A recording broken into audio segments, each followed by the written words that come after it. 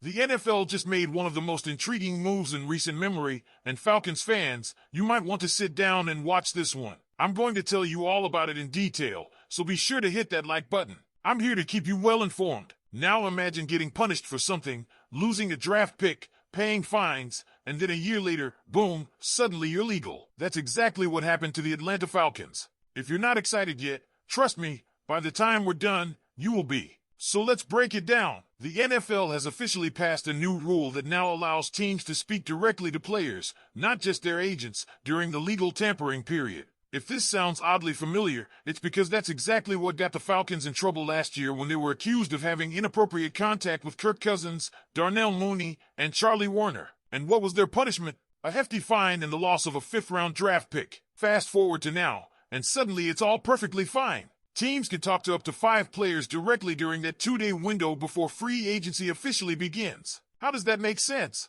A year ago, it was considered such a serious violation that the Falcons were essentially made an example of, and now it's just, okay? So it's like the NFL is saying, oops, maybe we were a little too harsh. Oh well, let's move on. But what about Atlanta's lost draft pick? What about the competitive advantage they took away? If the rule is changing now, shouldn't the league at least consider returning the draft capital they took away? It's like punishing someone for something that wasn't even a crime yet, only to turn around and make it legal later.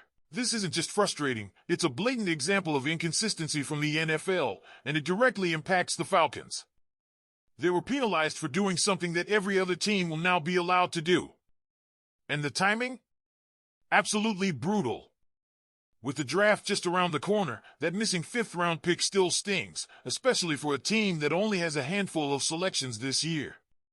But let's talk about another rule change that could have serious implications, the kickoff return adjustments.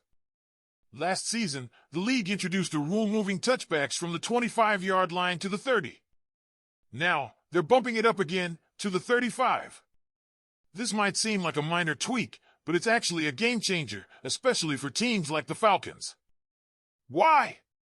Because Atlanta's special teams strategy relied heavily on kicking the ball deep into the end zone, ensuring touchbacks, and giving opponents the ball at the 30. But now, with the new rule, any kick that results in a touchback puts the ball at the 35, giving the receiving team even better field position. That completely alters the approach for teams that use this tactic, forcing them to rethink their kickoff game. So what does this mean for the Falcons? Well, their special teams unit was already in the middle of the pack when it came to touchback strategy. Unlike teams like the Saints or Commanders, who actively tried to land kicks short to force returns, Atlanta was content with simply booming it deep. Now, that might not be the best option anymore. The coaching staff will have to reconsider their approach. Do they risk more returns by trying to pin teams inside the 25, or do they stick with touchbacks and give up premium field position at the 35? And then there's the overtime rule change. From now on, both teams will get a chance to possess the ball in overtime, even if the first team scores a touchdown. While this is a fairer approach, it does take away some of the advantage of winning the coin toss.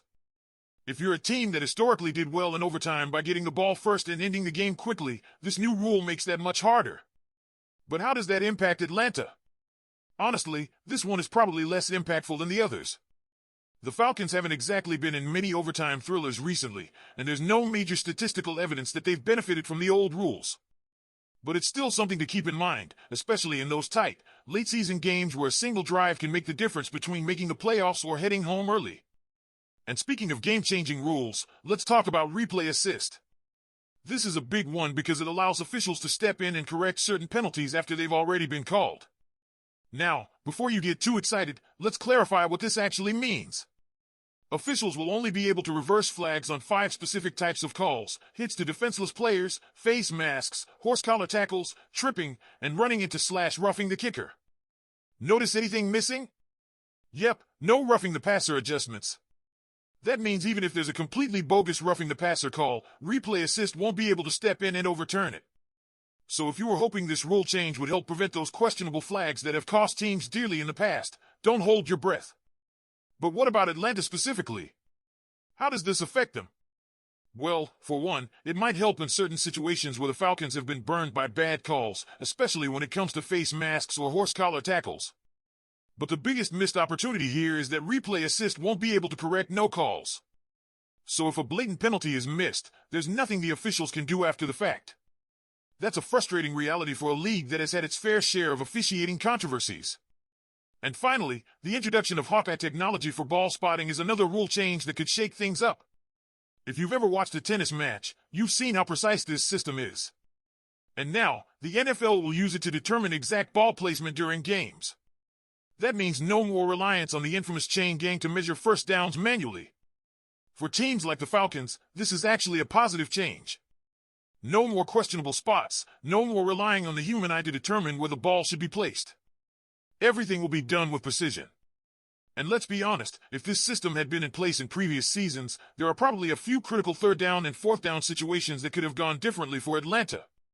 So, there you have it, some of the biggest rule changes coming to the NFL and how they impact the Falcons. But let's circle back to the biggest question of all, should the Falcons get their 5th-round draft pick back? It's hard to argue against it when you consider how unfair this situation is. Atlanta was punished for something that is now completely legal. It's almost laughable. So I want to hear from you, do you think the NFL should return the Falcons' lost draft pick? Or is this just another case of the league moving the goalposts whenever they see fit? Drop your thoughts in the comments. And here's where things get even more frustrating for Falcons fans.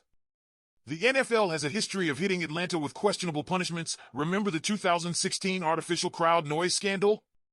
The Falcons lost a draft pick, paid fines, and yet today, teams pump artificial noise into stadiums every week without consequence. Now, the same thing is happening with the tampering rule. The loss of a 5th-round pick might not seem massive, but in a rebuild, every draft selection matters. Look at the impact 5th-rounders like Tyreek Hill and Richard Sherman have had in the league. Atlanta could have found a hidden gem, but now that opportunity is gone, and worse, the league isn't even acknowledging the unfairness. No discussion, no reconsideration, just silence. Then there's the on-field impact of these new rules. The kickoff change directly affects Cordarrelle Patterson, one of the best returners in NFL history.